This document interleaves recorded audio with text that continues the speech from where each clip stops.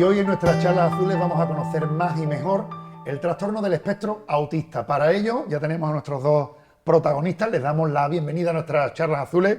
Conmigo Marco Zamora, psicólogo y director general de Autismo Sevilla. A Marco lo vamos a escuchar dentro de un ratito, pero vamos a empezar escuchando a Quino López Calavia. Tienes 23 años, Quino. Tienes autismo, estudias cine, estudias para ayudar a personas con dependencia. Te estamos conociendo un poquito más hace un rato, hemos podido charlar. Tienes una agenda muy apretada, así que hoy te agradecemos que estés hoy aquí con nosotros.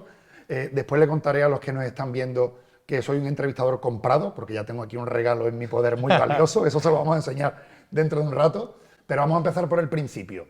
Trastorno del espectro autista no es una enfermedad, es una condición, es un trastorno. Márcanos tú el camino y dinos cuál es la nomenclatura correcta. La nomenclatura correcta es decir conducta o condición para así saber que no es ninguna enfermedad, no es ningún trastorno, es una conducta o, como me gusta a mí decir, es una habilidad con la que naces, o sea, te la diagnostican, pero es una habilidad con la que naces y con la que ves la visión del mundo de otra manera.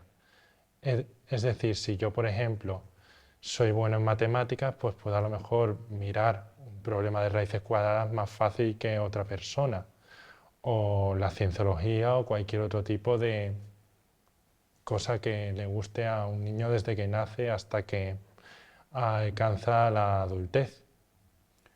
Marcada la pauta inicial, una habilidad especial con la que nace, pasan los años y cuando a esa habilidad se le pone nombre. Quino, ¿a qué edad, desde cuándo sabes que perteneces al espectro del trastorno autista? Pues depende primero del grado que tengas, porque eso también va por la parte de los profesionales psicológicos, pero también sobre todo los exámenes y lo que te hacen a la hora de tú saberlo. Por ejemplo, si una persona tiene algo que hace muy habitualmente, pues se le puede decir que tiene autismo de esa manera. Por ejemplo, alguien que tiene una rutina muy específica, o sea que a tal hora tiene que estar aquí, a tal hora tiene que estar acá, o a tal hora está ya en su casa, pues se va marcando horarios. O, por ejemplo, alguien que es muy meticuloso a lo mejor con el orden, o es a lo mejor alguien que los ruidos, un tractor le resulta molesto, o una sirena muy fuerte. En ese ámbito se le puede notar que es autista de una gran rama del espectro, pero depende también de cómo sea el niño, depende mucho, y también el adulto, o sea, puede ir evolucionando según la persona, ya depende. Marcos, bienvenido a estas charlas azules. Hablamos normalmente de espectro, como de amplio es el espectro. Suena a gran palabrón.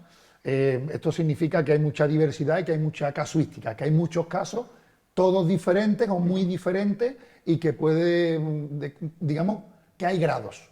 Efectivamente, imagínate que el símbolo que últimamente lo representa es el símbolo del infinito multicolor, para que te hagas una idea de la diversidad. De lo amplio que es el espectro, ¿no? Y por eso la palabra espectro, ¿no? Como la paleta de colores, ¿no? Y esa diversidad.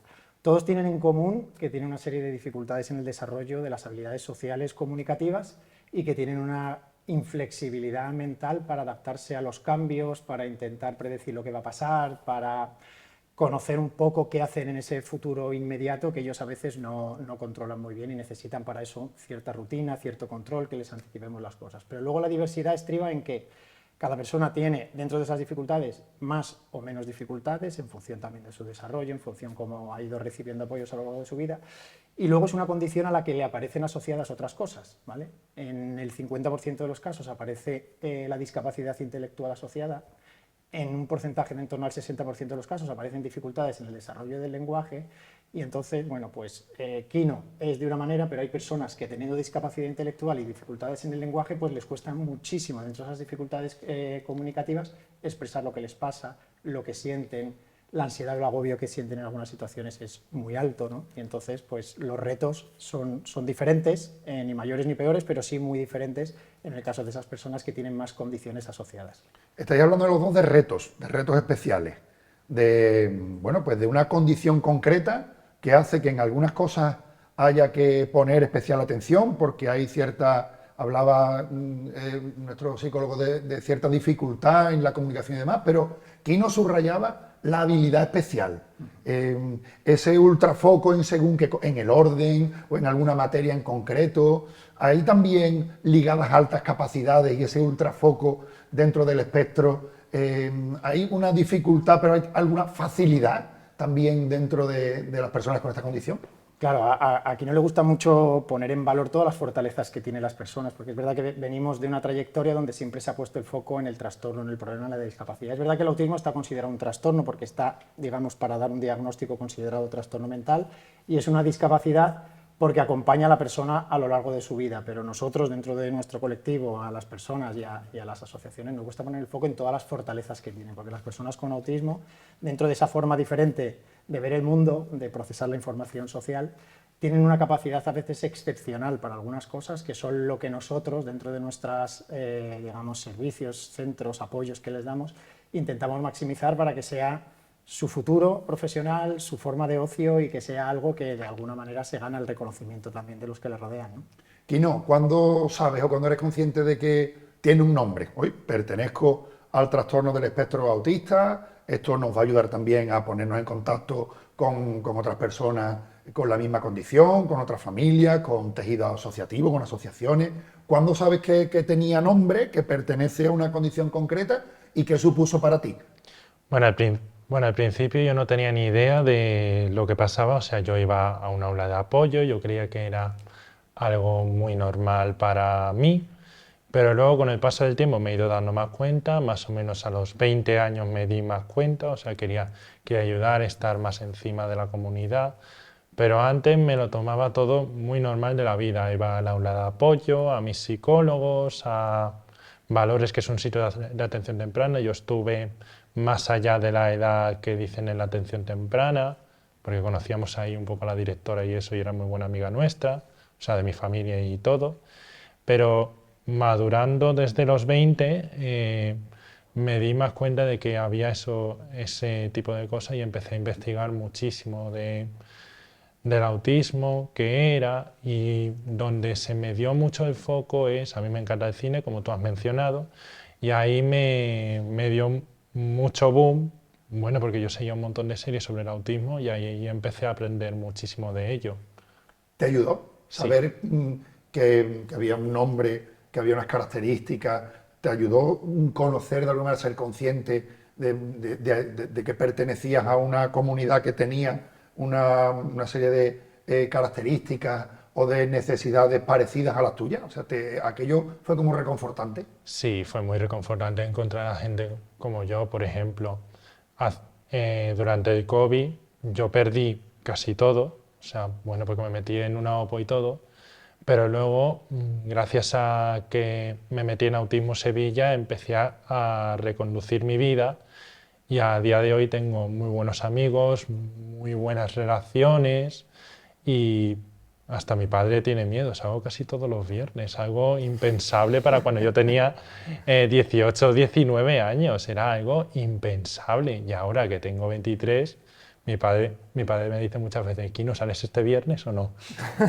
Y sales, ¿no? Y Sí, la respuesta es que sí, que sales. sí, salgo, tengo mis amigos y tengo yo mis propios planes para cuando yo salgo, o sea, me gusta elegir yo a lo que voy, yo no a lo que no voy, pero no falto nunca a lo mejor a lo que a mí me gusta. O sea, es un poco como soy yo. Yo quedo con mis amigos, pero a veces me gusta a mí mismo, por ejemplo, tener mi ratito. Muchas veces me voy al cine solo y me dicen muchas veces, ¿te vas con alguien? ¿Te vas con alguna persona? Digo, no, voy yo solo, tranquilamente, sin depender de nadie. Así Ir al cine solo es maravilloso, ¿eh? Esto lo dice uno que también lo practica de vez en cuando, ¿eh? voy tranquilamente yo a mi ritmo, me organizo y cuando quedo con mis amigos, pues lo que me permite aquí en Sevilla, me quedo por lo menos hasta la 1 de la mañana. Mi madre flipa muchas veces para cuando me voy hasta las 2 de la mañana o la 1. Así que fíjate si me ha ayudado mucho estar en esta comunidad tan bonita. Marcos, ¿qué cambia? En el momento en el que ya se le pone nombre, en el momento en el que ya se es consciente de lo que hay, ¿qué cambia poder llamar a la puerta de una asociación como Autismo Sevilla o alguna de las mismas características, ¿no? Que ayuda, que aporta poder compartir con otras personas que están viendo realidades parecidas.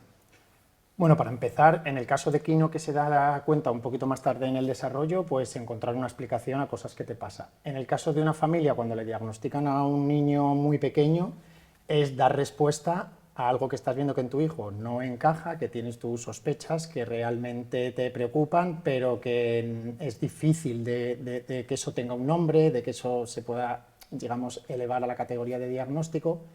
Pero es un momento trascendental porque en el momento que a una cosa se le pone un nombre, que uno toma conciencia, es cuando empiezas a buscar soluciones. Es un momento agridulce que decimos en la vida de las familias y de las personas, porque hay un momento negativo de toparte con esa realidad, pero positivo de que se te abren las posibilidades de lo que sí que hay que hacer, ¿no? Es decir, a partir de ahí un diagnóstico te abre puertas de centros especializados, de profesionales especializados, de otras familias o otras personas que te ayudan a decir esto me ha pasado a mí y este es el camino, por aquí se puede ir, esto sí, esto no. Es decir, al final encuentras una hoja de ruta que antes no tenías porque no comprendías además lo que te estaba pasando. ¿Qué ayuda esa detección temprana? ¿Qué ayuda ser consciente cuanto antes de en qué tablero nos estamos moviendo? ¿Cuál es el protocolo? ¿Dónde se va? Las familias que sospechen que pueden estar ante esta situación, dónde tienen que acudir, qué tienen que hacer.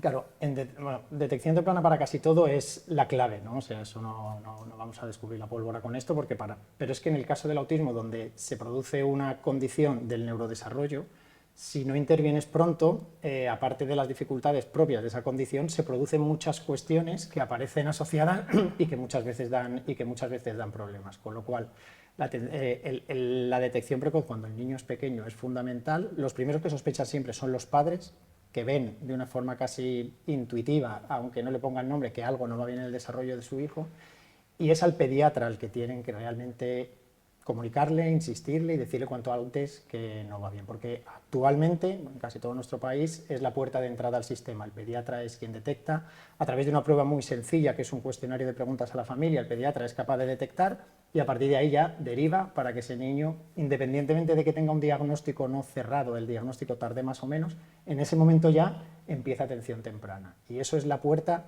a que la familia comprenda lo que está pasando y también adquiera ciertas competencias para intentar educar de la mejor manera a su hijo, que de alguna manera tiene una condición que hace que tengan que readaptar algunas pautas educativas, lógicamente, ¿no?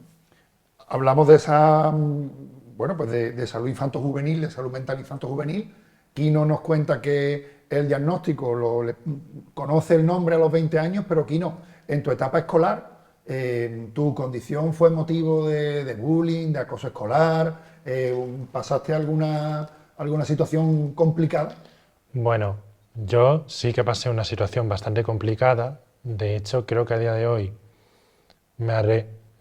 creo que me vaya a matar, pero creo que no lo cambiaría porque si no, no estaría aquí luchando por esta comunidad, pero sí que sufrí un bullying bastante gordo. O sea, el ejemplo, un poco los ejemplos que pongo, los compañeros que digamos que tenía en ese entonces, antes de repetir curso, eran los que más tenía pues unión con ellos, pero cuando repetí de curso estaba muy en la boca del lobo y fue un poco culpa de una pequeña trampa, hoy lo decía en la reunión, de una pequeña trampa que me hicieron, porque como se dice muchas veces, los profesores no ven mucho a las personas autistas y a mí me tocó a desgracia de que me tocó una trampa de una profe que me veía que era muy vago, que no atendía en clase ni nada y entonces me obligó a repetir curso.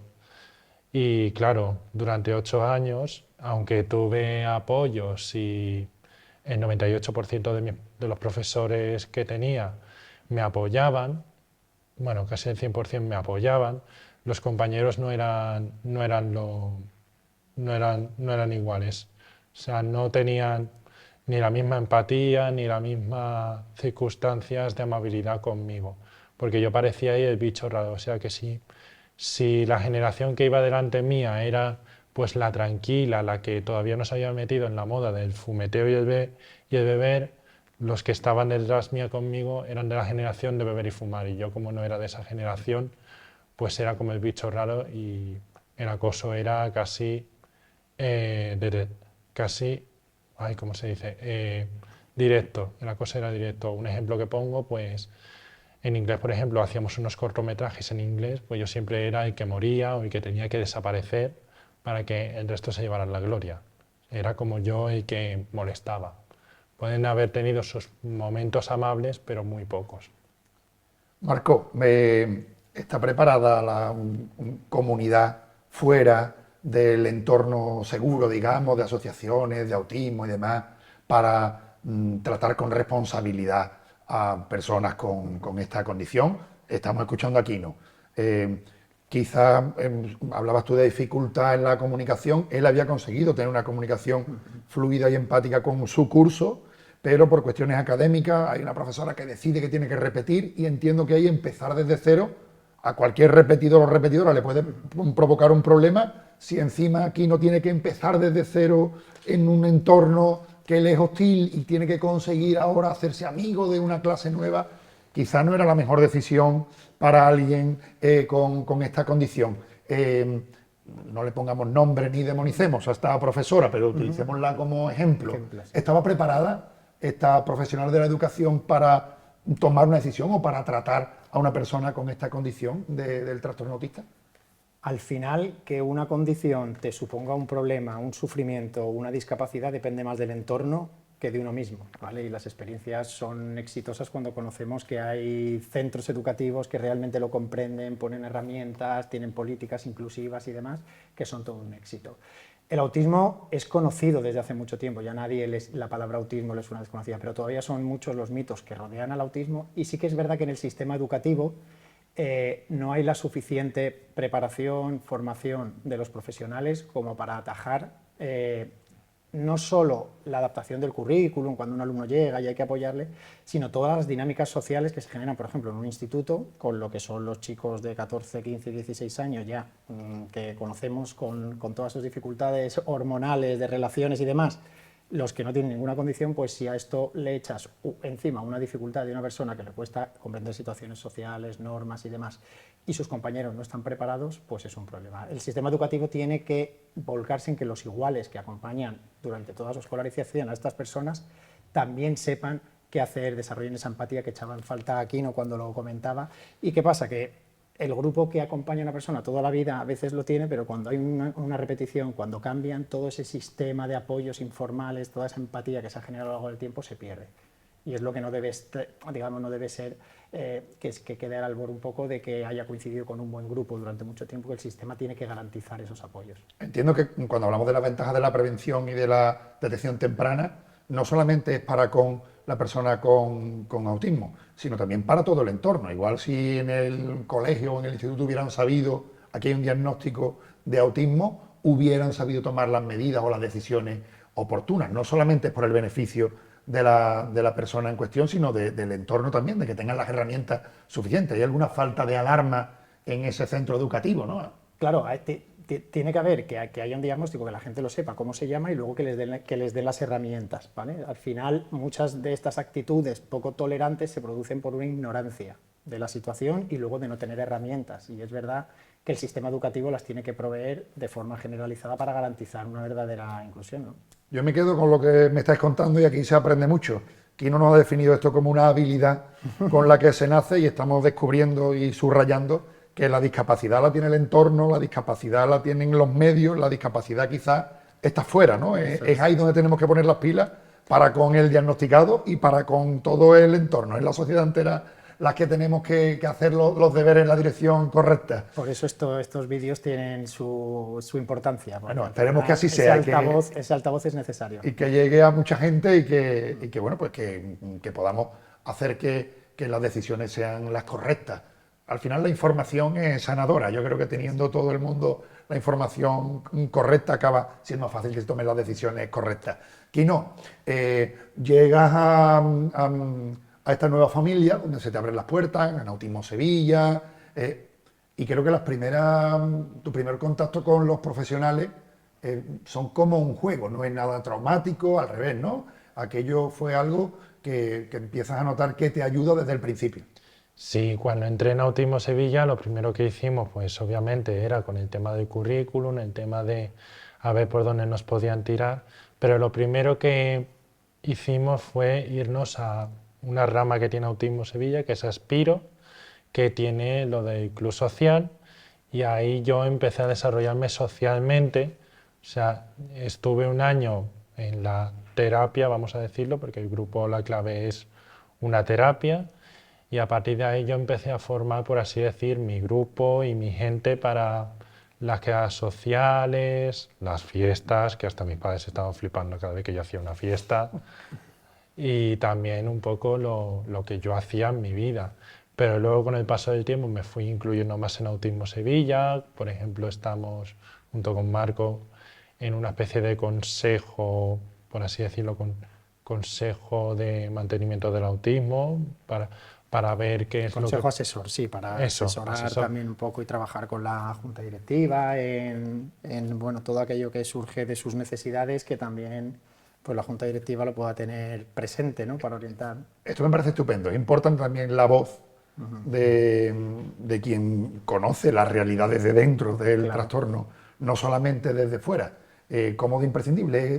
Testimonios como el de Quino y Marco. Hombre, es fundamental. Como decíamos antes, el espectro es enorme, ¿vale? Y durante mucho tiempo habíamos recibido esas necesidades y éramos conscientes de lo que necesitaban a través de las familias de las personas con autismo, que muchas veces no tenían ese lenguaje, esa comunicación, y de alguna forma estaban representando y siguen estando representados todas esas personas. Pero desde hace un tiempo, esta parte del espectro del autismo, que antes no se diagnosticaba, antes pasaba más desapercibido, eran personas que, bueno, pues tenían una personalidad diferente, pero no se les etiquetaban, han empezado a emerger, se les ha empezado a diagnosticar y nos trasladan de una manera tan clarividente como nos traslada Quino exactamente pues cuál es su realidad, cuál es su forma de entender su lugar en el mundo, cómo les podemos ayudar, dónde hay que poner el foco. Es decir, uno de los retos que tenemos con el autismo es que ante los problemas de comunicación que tiene, nos cuesta muchas veces saber qué piensan, qué sienten, qué les preocupa y demás. Entonces, poder tener a personas que, aunque sean de una parte de ese espectro del autismo,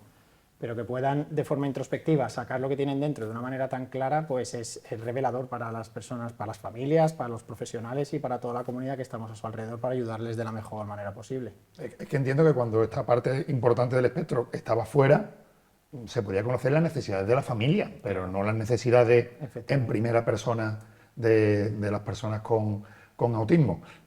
Os estoy escuchando y voy a dar por cierto lo de las dificultades comunicativas y demás, pero conociendo a Quino, estoy casi por discutírselo.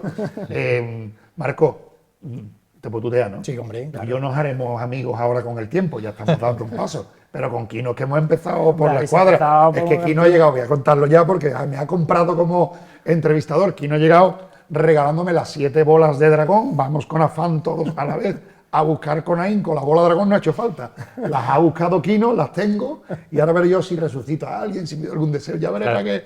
Para que las utilice, pero ya estoy comprado con mis 7 bolas de dragón. Las tenía en mi casa porque como soy muy coleccionista de Legos y de muchas cosas frikis, yo tenía 7 bolas de dragón en casa y he dicho, voy a buscarle 7 bolas a Manu, porque claro, tú has hecho 7 bolas de deseos con lo de Virgen del Rocío, tu cáncer, lo que estás haciendo ahora con esto, lo de Tierra de Talentos, que lo he oído bastante.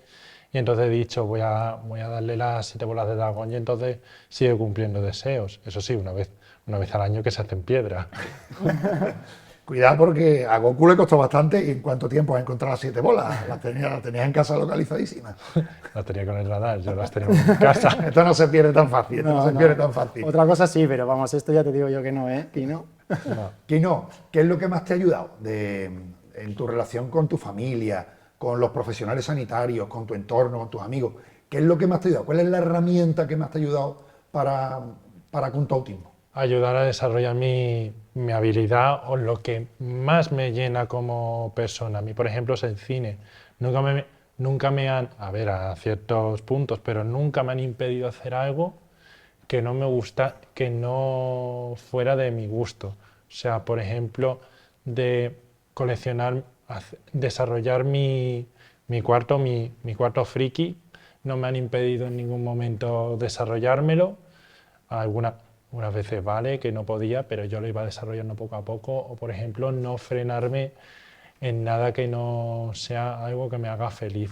O sea, nunca me han impedido ni mis padres ni nadie me ha impedido no hacer feliz a la comunidad o a mí mismo con mis habilidades o impedirme ir al cine, porque eso no me lo impide ni Cristo. Con un blog de cine maravilloso que tienes además, que escribe sobre cine. ¿Cómo de exigente eres? ¿Te gustan todas o te pones tiquismiquis? A ver, depende. A ver, me gusta sobre todo Marvel, Disney, Star Wars y un poco en general de la cultura popular, pero lo que es el cine, un poco, aquí lo puedo decir, ¿no? Sí, sí, aquí Un poco, aquí no nos corta nadie. un poco el cine español a mí me ha decepcionado un poco en este mundo porque algo que yo he dicho justamente hoy en la reunión, en el tema cultural de las personas autistas nos tienen reflejados casi como payasos. Y algo que yo he reflejado mucho en redes sociales y en muchos movimientos y en las personas con las que hablo es que no quiero verme como un payaso, quiero verme casi como un héroe. O sea, pongo ejemplos, por ejemplo, Marvel y Star Wars, por ejemplo, nos han reflejado de maravilla con los X-Men, por ejemplo, que son casi iguales que nosotros. Star Wars, por ejemplo, con la Fuerza Clon 99, que son clones autistas, aunque tengan modificaciones, son clones en el espectro autista, porque cada uno tiene sus habilidades. O en series como The Good Doctor o Amor del Espectro, bueno, un montón de series que tienen. Y yo lo he reflejado mucho, pero una peli española yo no puedo con ella, la verdad. O sea, porque me tienen que convencer bastante como para yo tragármela. ¿Qué hacemos con ese estereotipo, Marco? Falta mucho por hacer todavía con la normalización de lo que es normal, con la normalización también de las personas con esta condición. Claro, ahí ha venido bien, digamos, mucho movimiento que ha habido, difundir en series, cine y demás, para poner la palabra autismo, digamos, encima de la mesa, pero es verdad que ha venido asociada a muchos mitos, ¿no? Y tenemos la necesidad de generar una imagen realista de los retos, de las dificultades, del reto que le supone a una familia y a una persona, que aquí Kino nos lo cuenta hoy con toda la alegría, con todo su humor y con toda su fuerza, ¿no? Pero tiene muchos retos que acompañan toda la vida, ¿no? De las familias, de abrirse camino, de la incomprensión del entorno, de que nadie te ayude, de quedarte solo como familia, de que las instituciones les tengas que ir pidiendo cosas y las instituciones no se anticipen y te den lo que tú necesitas, ¿no? Entonces, esa realidad tiene que ser conocida y esa realidad también tiene que ser algo que todos seamos conscientes para ayudar de la mejor manera a las personas cuando intentan abrirse camino. Cuando tú vas, por ejemplo, a una piscina y en la calle de al lado hay un chico con autismo también, con el mismo derecho que tú, que quiere ir, pero que bueno, tiene otro comportamiento, tiene situaciones que a veces, bueno, pues nos sorprenden y que a veces te pueden incomodar, pero que es parte de la sociedad y que esa sociedad la hacemos entre todos. Y eso es una responsabilidad colectiva. ¿Qué le dirías a los padres y familiares que nos estén viendo y que igual todavía temen ese diagnóstico, quieren retrasarlo, no saben qué hacer, no saben las ventajas que van a encontrar de ponerle nombre y de empezar un camino donde van a estar muy acompañados? ¿Qué mensaje le daría a quien todavía hace como que no lo sabe? Yo creo que lo fundamental es que más que preocuparse hay que ocuparse, es decir, un nombre, un diagnóstico es una palabra que te abre puertas, ¿vale? Entonces hay que ponerse manos a la obra, buscar los recursos, ir a las instituciones que de alguna manera pueden garantizar respuestas basadas en la evidencia, avaladas, que te guíen en el camino, dejarte acompañar, dejarte asesorar y sobre todo yo creo tener en cuenta que al final es el mismo camino que como padre vas a hacer con cualquier hijo que has tenido, pero con unas adaptaciones que desde el principio y cuanto antes las tomes, más fácil va a ser la vida para él, más fácil va a ser la vida como familia, y que hay ejemplos como el de Kino y como el de muchos otros que te hace tener muchas esperanzas, ¿vale? De que el futuro con tu hijo puede estar también plagado de alegrías, de hitos memorables como los que ha tenido Kino en su vida y que no tenemos que preocuparnos por adelantado de las cosas que van a pasar. Como decíamos antes, ¿no? Al final la discapacidad no está ahí si el entorno no la genera, ¿no? Con lo cual vamos a construir entornos y sociedades mejores y ahí remando todos un poquito, las familias, los colectivos, las asociaciones, la administración, probablemente cambiemos el futuro, que ya mucho ha cambiado en todos estos años, pero el futuro tiene que ser prometedor, eso no cabe otra. Y no me voy a ir con la duda. ¿Cuál es tu gran superpoder? Bueno, creo que mi habilidad creo que es un poco los puntos de vista que tengo, porque en mi blog de cine, como has mencionado tú antes, yo lo explico de una manera más simplificada, obviamente, pero desde mi punto de vista. No me enrollo con las subtramas o cualquier otra cosa que haya en las películas, sino que me centro en la protagonización o lo que yo vaya a contar. Por, e- por ejemplo, lo que conté, bueno, actualmente lo estoy contando, los juegos de Assassin's Creed. Yo no me centro en las tramas secundarias, sino que me centro directamente en, en lo que voy a contar para hacerlo tranquilo, simplificado y fácil para el acceso para la gente. Pues nos encanta, tú eres nuestro protagonista principal hoy. Vamos a hacer foco en ti, vamos a terminar como en las grandes pelis de acción, con algún discurso de nuestro protagonista. ¿Qué le dirías a la sociedad? ¿Qué crees que falta por contar por Vale. parte de las personas con la condición de autismo?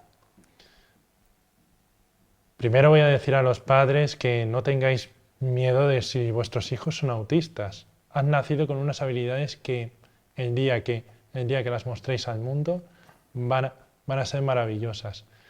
Em- noso- Nosotros con las otras personas que no son autistas queremos construir un futuro en el que las generaciones que vengan hereden este mundo. Y cualquiera que interfiera con un muro social va a tener que enfrentarse a una ola que es inevitable. Si querían ver una muestra del autismo, os lo podemos mostrar aquí. Y solo tengo un mensaje para vosotros, que dejéis de esconderos, que se acabe el sufrimiento se un- y que se unan tanto la comunidad autista como la comunidad neurodivergente y que vayamos hacia un nuevo mañana. Marco, voy a seguir discutiendo con ustedes con lo de la dificultad comunicativa, porque lo de aquí no es normal. Sí. Tenemos, quizá uno de sus superpoderes es también la capacidad de transmitir, de comunicar, de focalizar, de ir al turrón, de Eso ir a lo es. importante. Así que muchas gracias a los dos. Marco, gracias Muchas por gracias a vosotros. ordenarnos, matizarnos, contarnos y dar el punto de vista, bueno, pues formado y oficial. Y Kino, gracias por ayudarnos a entender y a empatizar desde dentro, bueno, pues todo lo que supone la realidad, el día a día dentro de alguien con la condición del autismo. Quizá voy a pedir el deseo a las bolas de dragón y es que nos veamos usted y yo más, porque tenemos pasiones muy similares. Ha sido un placer. Igualmente. Igualmente. Muchas gracias. Ya ven, estas son las charlas azules. Estas seguramente las revisitarán unas cuantas veces porque hoy aquí se han dicho cosas importantes, necesarias y en el camino de normalizar lo que es normal. Nos vemos en la próxima y recuerden, estas charlas azules no son más que darle voz a los protagonistas que merecen contar las cosas desde dentro.